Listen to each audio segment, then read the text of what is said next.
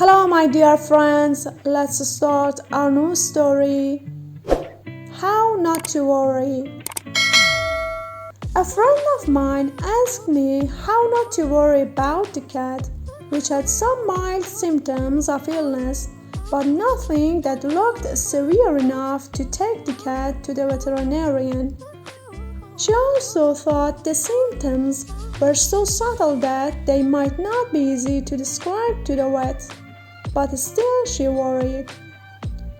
I finally said to her, "You must do something. That's just a problem. There's nothing to do," she said. "Take some kind of action," I said. "Call the vet and talk to him."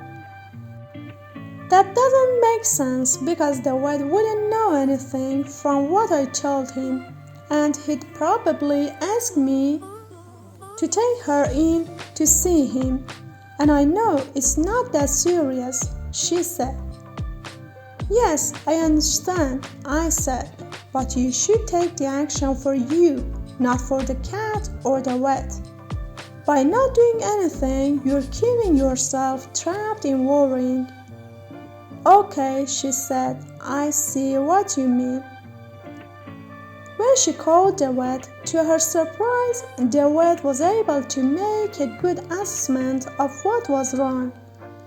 He recommended that she bring the cat in, and if it was what he thought it was, he could give her something to clear it up right away.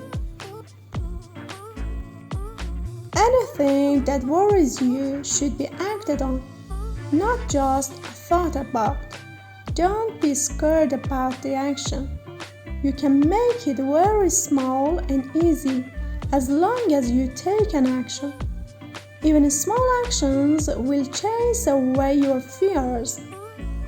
Fear has an unpeaceful coexisting with action.